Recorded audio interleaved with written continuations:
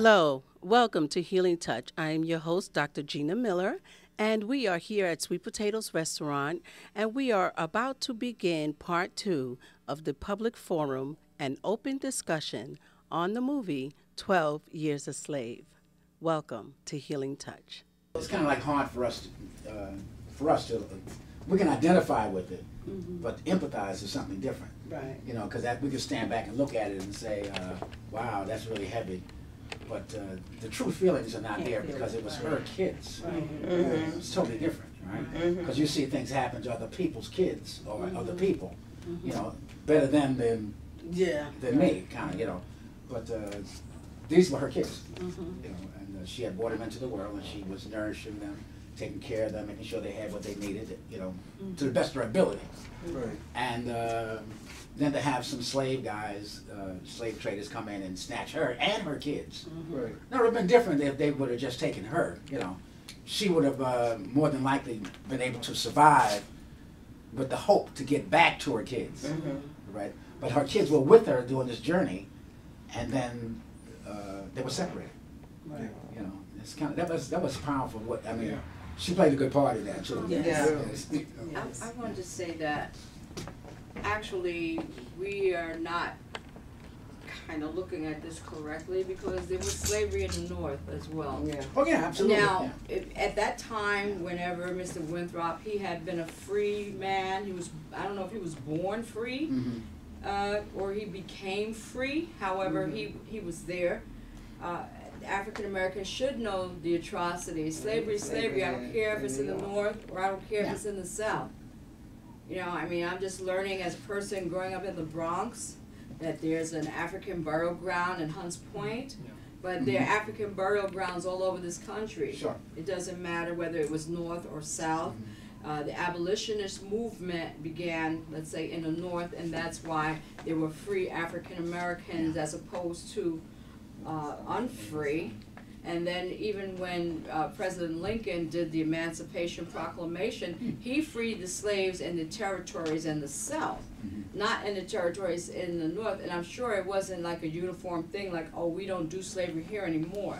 I'm sure that the abolitionists and the fight had to continue in various parts of the North. So just to say that the president just making a speech or something or signing a document saying that the slaves are free was meaningless. It was. Right? It's like the it had to be lived out rather than talked or signed out. You know, you're absolutely right. Yeah. So I'm saying, okay, I really want to get more knowledge about Mr. Northrop and the free African Americans in the North. How long had they been free? Because he was in New York State. Now, New York State has been free since 187 years, coming up in July.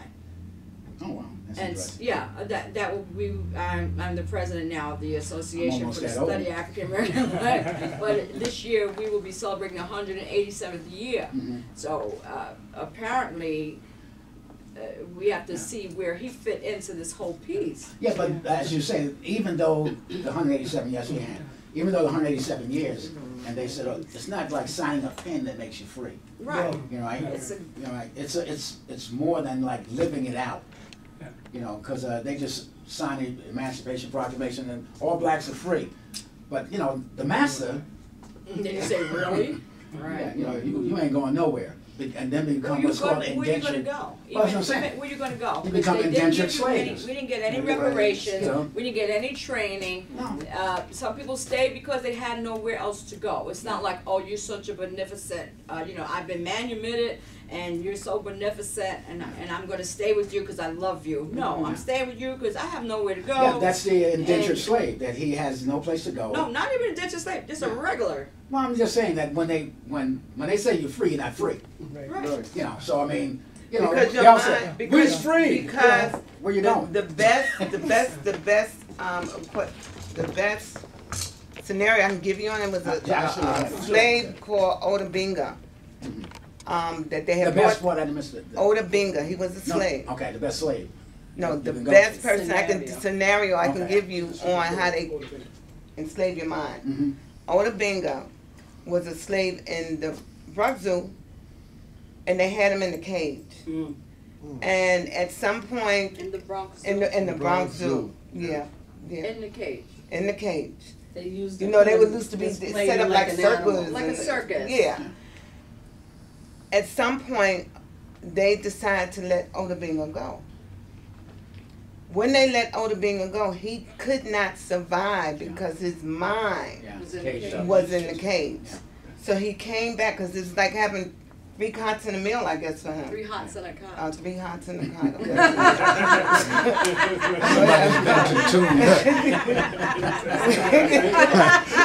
But he knew where his bread was buttered. So he could not survive as a free man.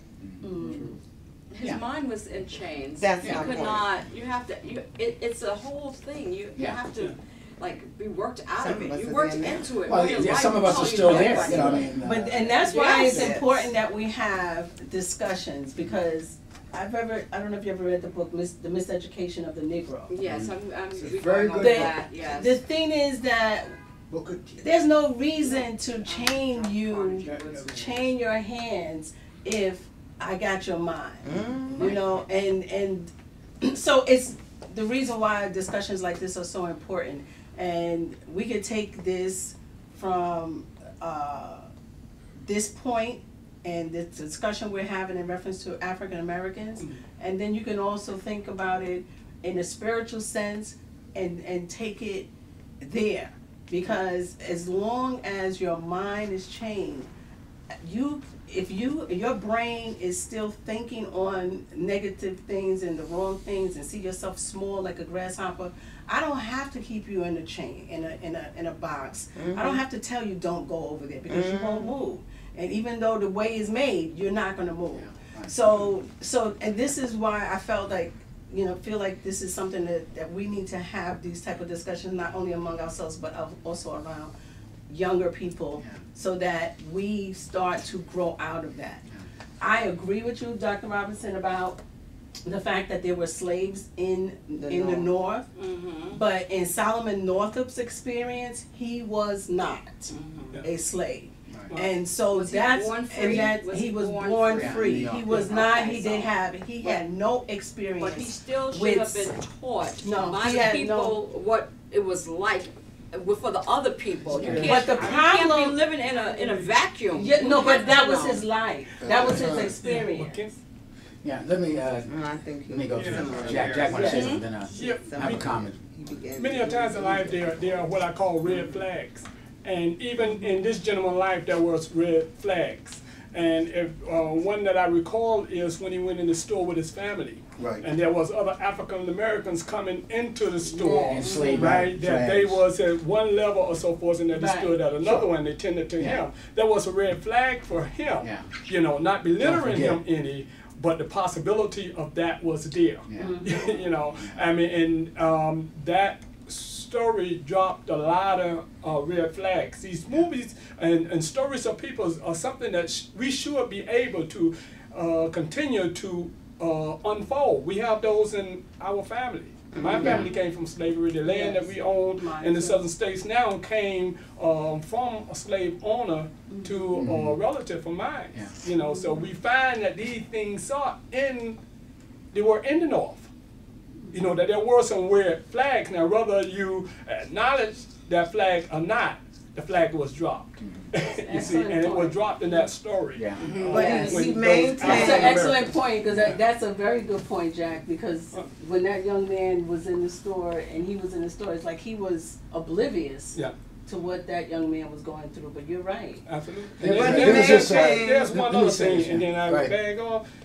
If it takes me to be free by carrying some papers, to prove I'm free, I am not free. That's right. We all have to carry it. No ID, they'll lock you up. But he also, what was so positive about him was that he maintained a set of core values that I don't know if the average man could have did it. And what I'm referring to is when the young slave came to him and asked him to kill her. Remember? Yeah. And even at the point of her, and this is still on my back. Even at the point of when he saw her getting beaten, when you saw the rawness of her skin coming out. Yeah. He didn't understand it initially, but when she got beaten, he could understand why she felt she wanted to be that, because she had got tired of being raped. She was even more enslaved to me than anybody else on that plantation, because the rest of them could go out and do what they were charged to do. Yeah. But she also had to succumb to the will of the slave master. Yeah. And when that slave master's wife took that bottle and hit her upside her head because she recognized that her husband was fascinated by her. Yeah. You understand? So she had double jeopardy as a woman that was a slave. Yeah. Right. So, I mean, Yeah. when she survived, but what was key to me, when it was time to go, that young man got on that buggy. See you later, bye. Yeah. And he gotta go. Right. See ya. Talking about Solomon. Yeah. I'm out of here. Yeah. Think about it. He gave her a he hug. didn't look back on it. No, he didn't. Why should he? I mean, he did look back through his book. Yeah. But I'm But, talking I about mean, on that in ride terms of- out. It's time to go. Yeah, Yeah. the time to Go. move is now. Go ahead. I have a question about the scene where what's her name, Alfred Woodard. Woodard, yeah. I was confused by that scene. She's married to a white man. I don't know if she was married. She was his concubine. Yeah, well, That was a concubine, yeah. confusing woman. scene That was to me. woman. I didn't get it. That was his woman. I mean, I The- didn't get. It appeared that whoever she was with, husband, concubine, she was, whatever, he loved her Yeah, he loved her. and gave her the world, whatever, of his world. I So didn't she ran- understand how that was like how were they able to do that in that Money. in that scene? You know what I mean? I in heard the time something because about that today. They said that she would be, let's say if they had to travel together, that she would be passed off as his maid. Sure. okay, You know, if they okay. had Thomas children, Jefferson. the Right, children yes, would be yeah. the children of the maid. Okay, yeah, I you did know, hear that. Those type of I things. heard something like they that. put shade Yeah. on it. Actually, there was a couple, the Lovings, who actually Yeah, that's who I heard about today. right that Yes. they a white man and a black woman who wanted to be married in Virginia, of all places, and of course they couldn't, and so they went to Washington D.C. This is modern day? Or? Yes, Okay. and they went to Washington D.C. This is when marrying outside of your race was illegal. This Yeah. is, it's after slavery, but during Jim Crow. And so they went to D.C., got married where they could, went back to Virginia and were arrested, and for getting married. And then finally the charges were dropped, but they were ordered never to come back to Virginia. So they left. And so, right, and when they traveled, she was the maid, and the children were the maid's children. Yeah.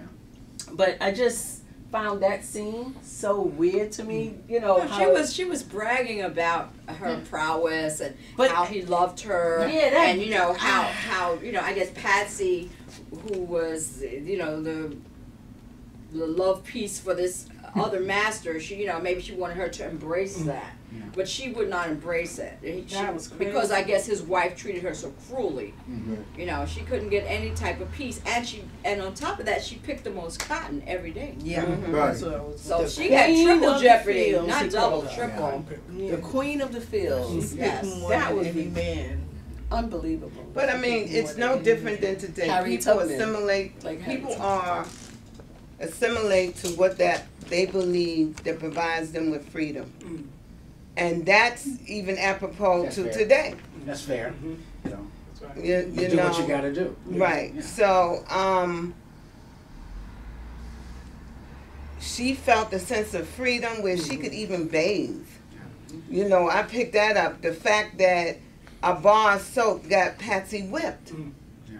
because she went to get a bar of soap. Yeah. So were talking we about don't that a look little at while that. ago, about the soap, the symbolism of the soap, Yes.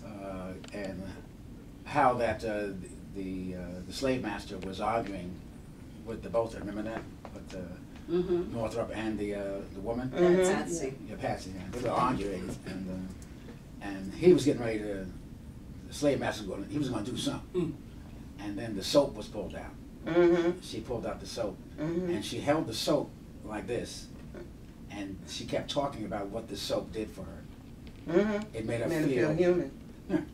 Because as opposed to not having the soap, Absolutely. The wife wouldn't give her soap. Right. She wouldn't give her. She had the wife had her reasons. She wouldn't. And then he was like, "I'll get rid of you, my wife, before I get rid of her." That's what he was doing.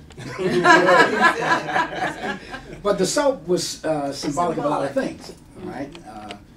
That, you know, what does soap do?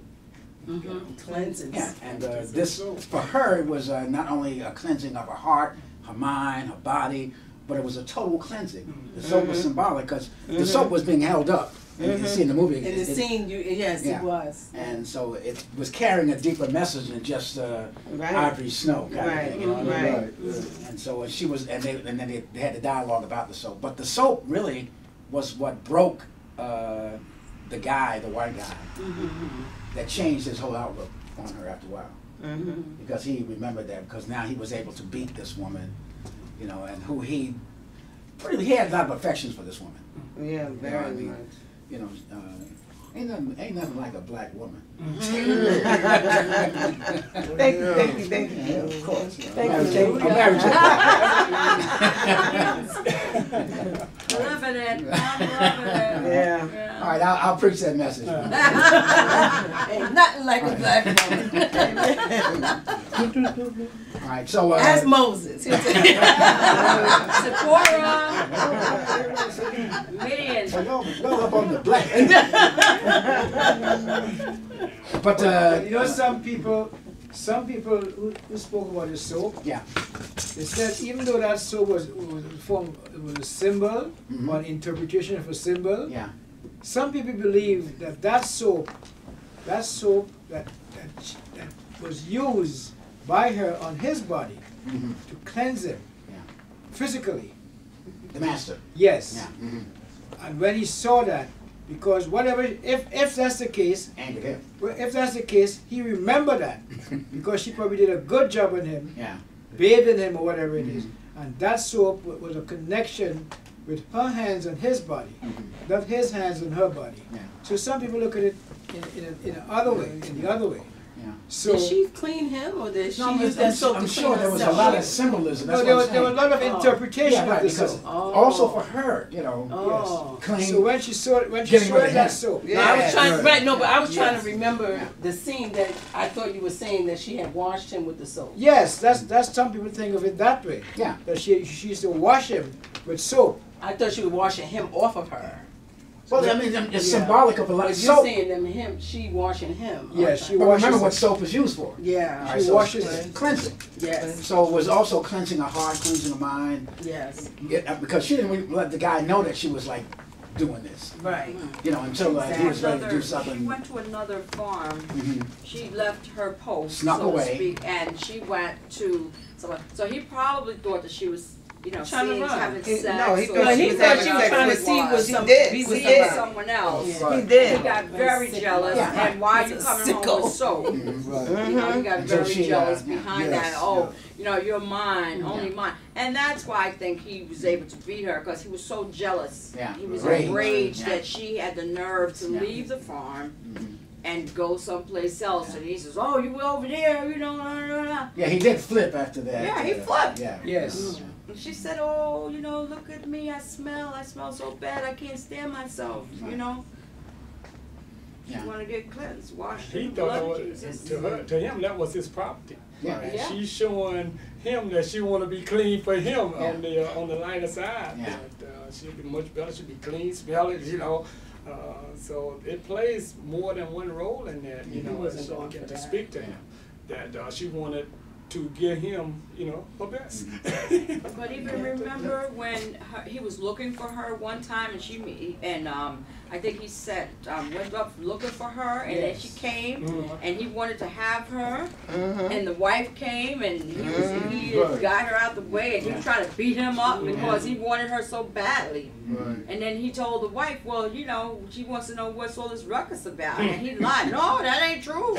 That's not true. Yeah. No, it was true, all right. It was true. Yeah, it was true. He wanted her. I mean, like bee wants honey. But let me just say this. When Sullivan, that was his name, right? Sullivan. Like the wise man. Yeah, when he made that attempt to escape, you remember that scene? Which time?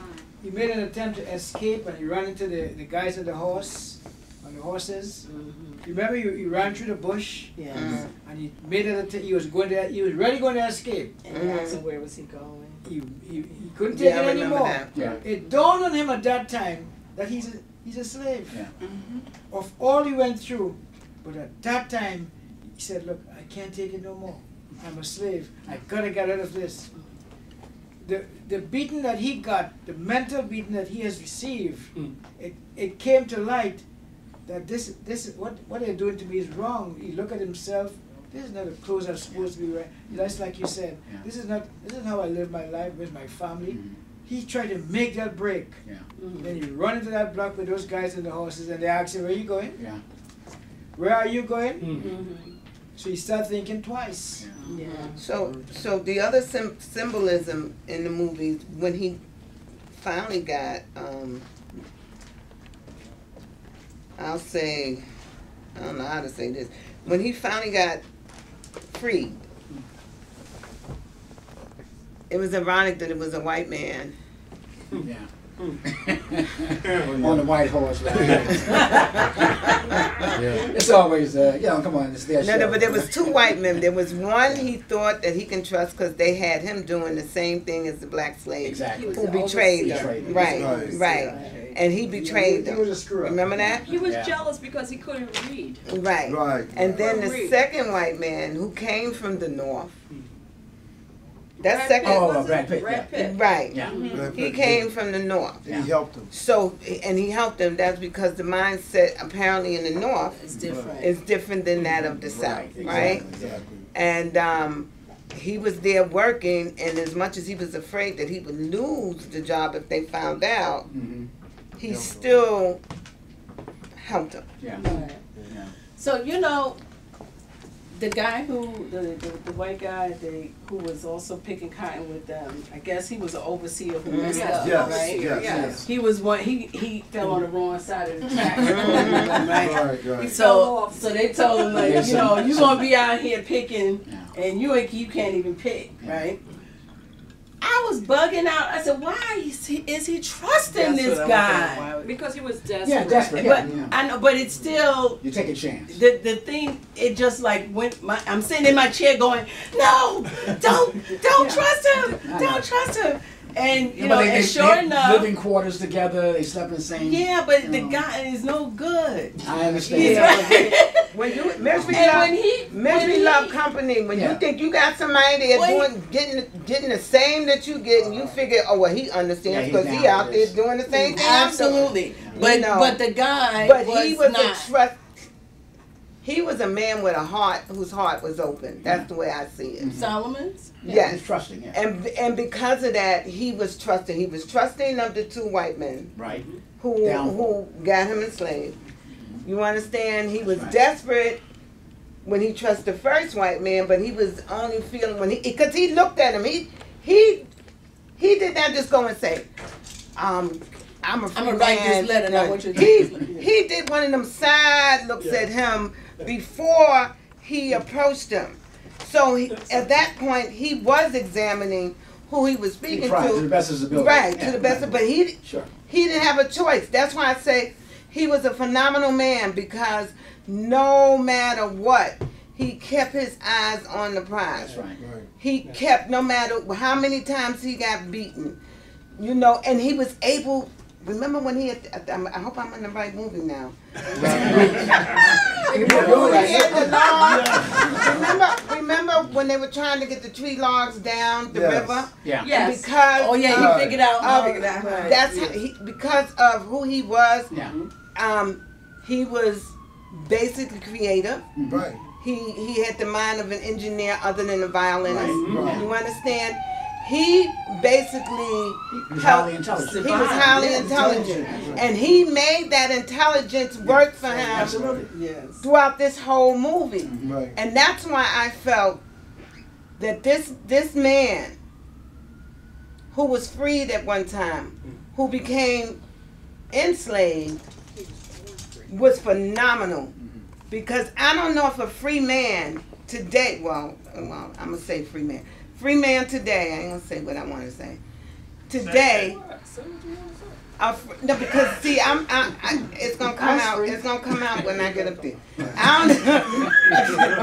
A free man today could have sustained that of what he sustained as a slave. When you come from the north, as somebody who had the experience, and you go to the south, your mind is on the north. You don't realize that there are boundaries. You understand what I'm saying? So if a free man like my son had to endure that, I don't know if he could have endured it to the point that he lived. Yeah. Let me tell you this little short story, right? Quickly, I'll see you hand, right? I was drafted in 1966 in the military, and so we were going through what's called AIT training, getting ready for being shipped different places. And so they gave us a pass to go downtown. We were in Georgia. This is 1966. So we're in Georgia, downtown, the bars and all that, So we're walking around the town with my uniform on, I'm getting ready to go, shipped overseas to fight for this country and all this, So they gave us a pass. So we're downtown. We go to this, so we stopped at this club. It was like a nice club, lights and all, so it's about 4 of us, 4 or 5 of us, I don't remember the number, but was one white guy with us, all right, one white guy. So we get to the door of the club, and this big fat white guy was standing outside, and we walked to the door, and he said to us, we're ready to go to Vietnam, we're going to die for this country. He said, no niggas allowed in here. Yes, he did. Whoa. What you From the north. I'm from New York. What you call me?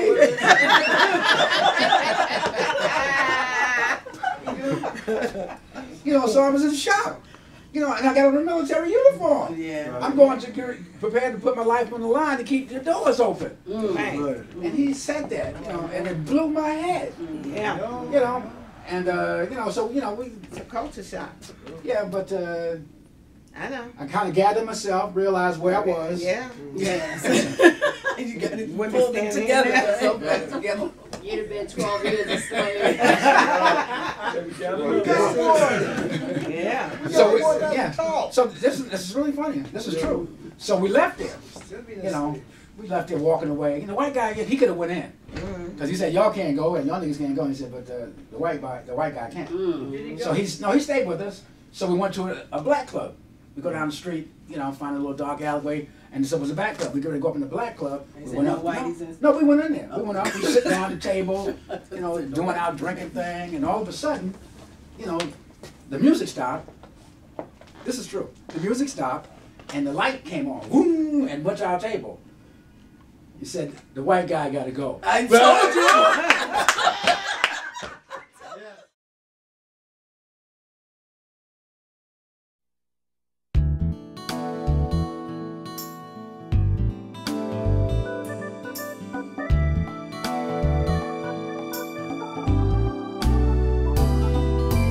Just one touch, one healing touch, one touch from the Master.